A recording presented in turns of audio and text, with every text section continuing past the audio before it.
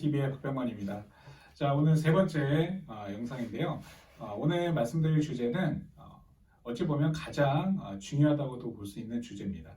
자, 수출입 기업이 관세사를 어떻게 선정해야 된다입니다. 자, 수출입 기업이 관세사를 선정하실 때 뭐 여러 가지 기준을 가지고 선정을 하시겠지만 중요한 부분이 무엇인지에 대해서 명확한 기준 없이 이렇게 관세사를 선정하는 경우가 많이 있는 것 같습니다. 예를 들어서 뭐 단순히 이제 가격만 놓고 관세사를 선정한다든지 자, 이런 경우도 있을 수 있는데, 자, 관세사는 제가 첫 번째, 두 번째 시간에도 말씀드렸듯이 그 기업의 세무적인 측면, 그렇죠? 세금적인 측면을 다뤄주는 아주 중요한 세무 전문가이기 때문에 관세사를 잘 선정하실 필요가 있습니다. 그리고 관세사는 단순히 세금 부분뿐만이 아니고, 자, 물류적인 측면, 그렇죠?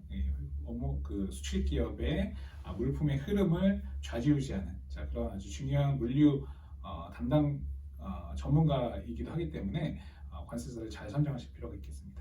자, 그래서 관세사를 어떤 기준을 가지고 선정해야 될 것인지에 대해서 제가 오늘 말씀을 드리겠습니다. 자, 관세사를 선정할 때 가장 중요한 것은 하나입니다. 뭘까요? 맞습니다. 관세사의 실력이죠. 관세사의 실력, 그 하나만 말씀드리면 사실 이 내용은 끝이 날 것 같습니다.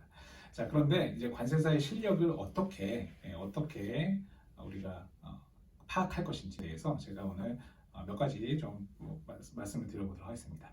자, 첫 번째 관세사의 실력과 관련돼서 말씀드릴 부분은 바로 관세사가 수출 통관 업무를 얼마나 능수능란하게 해낼 수 있느냐입니다. 자, 우리가 통관 업무라고 하면 관세사의 기본적인 업무이기 때문에 모든 관세사가 다 똑같은 거 아니야? 뭐 이렇게 생각하실 수 있는데 절대 그렇지 않습니다. 예, 관세사들은 뭐 다른 전문 자격서도 비슷할 것 같아요. 자, 자격증을 갖고 있다고 해서 절대로 다 실력이 똑같지 않습니다. 예, 수출 통관 업무가 기본 업무라고는 하지만 이 수출 통관 업무는 정말 다양한 물품들의 수출 통관이 다 다르기 때문에 그 수출 통관 업무를 핸들링하는 그 관세사의 경험치나 능력이 정말 천차만별입니다. 그렇죠? 그래서 이 수출 통관의 기본적으로 그 딸려 있는 그런 부수적인 업무들, 가장 뭐 대표적인 것이 수입 요건을 이제 해결하는 능력이죠. 뭐 검역이라든지, 뭐 세관 이슈라든지, 자, 세관 검사라든지, 자, 이런 부분. 자, 이렇게 수출입 통관에 깔려 있는 부수적인 요건을 얼마나 능숙하고 신속하게 해결하는지, 자, 이것이 바로 가장 기본적인 관세사의 실력이라고 보시면 되겠습니다. 그런데 이런 것들도 사실 잘 안 되는 관세사들이 많이 있어요. 자, 예를 들면 뭐 검역이라는 측면도 관세사에서 직접 핸들링하지 못해서 제3자에게, 제3의 업체한테 다시 한번 의뢰하는, 자, 그런 경우도 많이 있습니다. 그래서 그렇게 하는 것보다는 관세사가 직접 검역까지 다 해결해낼 수 있는지, 자, 이런 부분도 좀 굉장히 중요한 부분이다라고 말씀을 드리고 싶습니다. 자, 그래서 통관 업무의 그런 경험치와 능력, 그렇죠? 노하우 이런 것들이 얼마나 깊은지가 이제 첫 번째 기준이라고 보시면 되겠고요.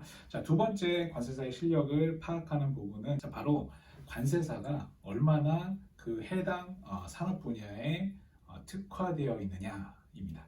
자, 수출 통관 업무가 다 간단한 것이 아니라고 했죠. 자, 어떤 그 특정 산업 분야에 특별히 많은 경험과 노하우를 구축하고 있는 관세사가 따로 있습니다. 그렇죠? 자, 그래서 이런 부분은 제가 굳이 말씀을 드리지 않아도 그 기업에서 알아서 스스로 알고 있기 때문에 그 능력이 있는 관세사를 이제 선정을 하는 경우가 많이 있습니다. 그런데 그렇지 못한 관세사를 선정을 해서 이 통관 업무가 잘 이루어지지 않는 경우도 많이 있어요. 그래서 이 통관 업무가 정말 좀 간단한 그런 품목도 있지만 굉장히 까다로운, 그리고 취급 자체가 굉장히 어렵고 요건 자체가 굉장히 까다로운 그런 품목들이 많이 있습니다. 그렇죠? 그래서 제가 대표적으로 말씀드린 게 뭐 제약이라든지 화학 제품, 의료기기, 뭐 화장품이라든지, 자, 이런 제품들, 그렇죠? 뭐 사료라든지, 그렇죠? 자, 이런 품목들은 수출 통관 자체가 좀 까다롭고 요건도 어렵고 핸들링 자체도 좀 어려운 그런 품목들입니다. 그래서 이런 것들을 얼마나 많이 다뤄본 관세사인지가 굉장히 중요합니다. 그리고 어떤 특정 산업군에 있어서 얼마나 깊은 지식을 갖고 있는지도 또 굉장히 또 중요하다고 볼 수 있겠습니다. 그래서 관세사가 자신의 특장점을 갖고 있는 그런 특화되어 있는 산업 분야가 있는지에 대해서 반드시 한번 체크를 하시는 것이 중요하다고 볼 수 있을 것 같습니다. 자, 그리고 세 번째 기준에 대해서 말씀을 드리면 정말 이것도 중요한 부분인데요. 관세사가 수출 통관만 하는지 아니면 수출 통관 업무에 더해서 자문과 컨설팅 업무까지 동시에 수행할 수 있는지가 굉장히 중요합니다. 자, 이거는 뭐 중요한 정도가 아니라 이제는 기본입니다. 기본. 왜냐하면 이제 다른 전문 자격사, 예를 들면 세무사 같은 경우만 봐도 이제 기장만으로 이렇게 사무실을 운영하는 세무사들도 물론 있겠지만 요즘에는 그런 경우는 그렇게 많지 않죠, 그렇죠? 예, 기장은 기본적으로 하는 업무고 거기에 더해서 각종 뭐 컨설팅이나 자문을 해서 세무사 사무실 운영을 합니다. 자, 관세사도 마찬가지예요. 관세사도 수출 통관 업무 자체는 사실 기본적인 업무긴 하지만 뭐 간단하진 않습니다. 그렇지만 어찌됐든 수출 통관 업무는 당연히 관세사가 수행을 하는 거고요. 수출 통관 업무에 더해서 얼마나 다양한 자문과 컨설팅 업무를 관세사들이 잘 하는지, 경험치가 얼마나 있는지, 자, 이런 것들이 또 굉장히 중요합니다. 자, 대표적인 예를 들면 이제 FTA 업무가 있죠. 자, FTA 업무 같은 경우는 이미 우리나라에 도입이 된 지가 10년이 훨씬 넘었습니다. 그래서 FTA는 이제 뭐 필수죠, 필수. 예, 그래서 관세사가 FTA랑 관련된 업무, FTA 원산지 증명서 발급, FTA 원산지 관리 체계, 전산 시스템 같은 것들, 자, 이런 관리 체계를 구축해주고, 그리고 FTA 뭐 인증수출자라든지 FTA 사업 검증이라든지 이런 부분을 기업이 의뢰나 문의나 자문을 구했을 때 바로 즉각적으로 신속하게 대응할 수 있는지 여부가 너무나 중요하고도 당연한 겁니다. 자, 그렇죠? 그런데 자, 그런 업무를 FTA 업무를 아직도 제대로 수행하지 못하고 있다라고 한다면 조금 실력이 부족한, 많이 부족한 그런 관세사라고 봐도 무방할 것 같습니다. 왜냐하면 FTA가 이미 관세사들이 FTA 업무를 한 지가 굉장히 오래됐습니다.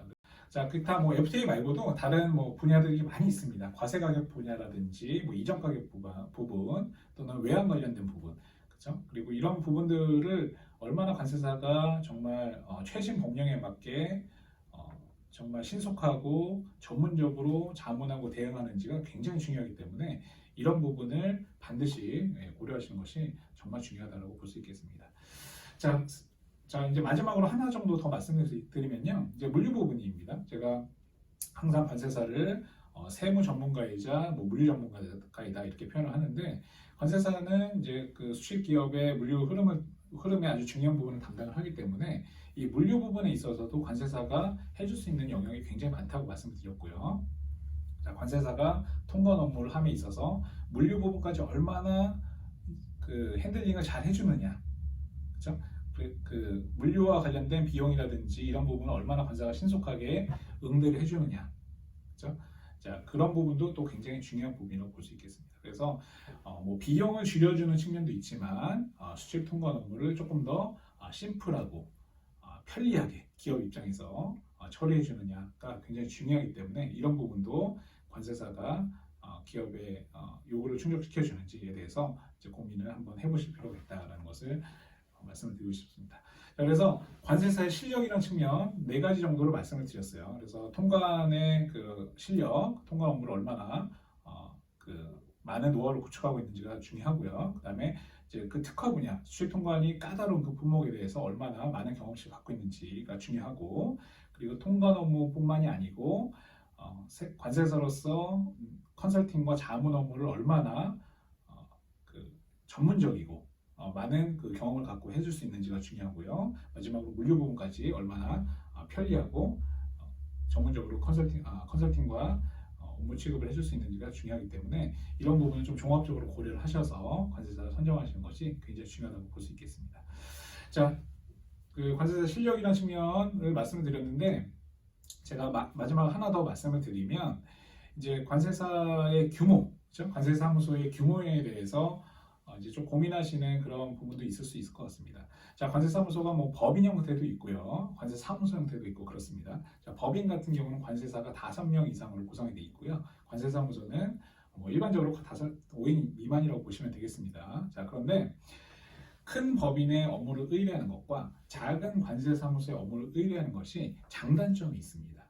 장단점. 그래서 장단점이 분명히 있고요. 그런 장단점을 잘 파악을 하셔야 되는데, 우리 가장 중요한 것은 이렇게 보시면 되겠습니다. 우리 기업을 법인에 의뢰하던 관세사무소에 의뢰하던 우리 기업을 담당해주는, 우리 기업의 실제 업무를 담당해주는 관세사가 누구냐가 중요합니다.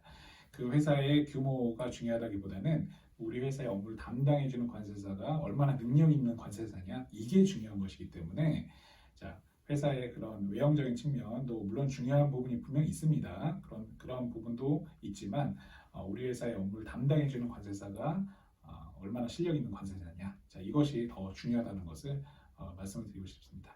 자, 그래서 오늘 관세사의 실력적인 측면, 실력이라는 측면에서 한 4가지 정도 말씀드렸고요. 그리고 관세사무소의 규모라는 측면에 있어서도 장단점이 있다는 것을 말씀드렸습니다. 그래서 여러 가지 골고루 잘 고려하셔서 그 수출입 기업에 가장 적합한 관세사를 선정하시기를 바라겠습니다. 자, 오늘 3번째 영상은 이 정도로 마치도록 하고요. 다음 시간에 또 유익한 주제로 찾아뵙도록 하겠습니다. 감사합니다.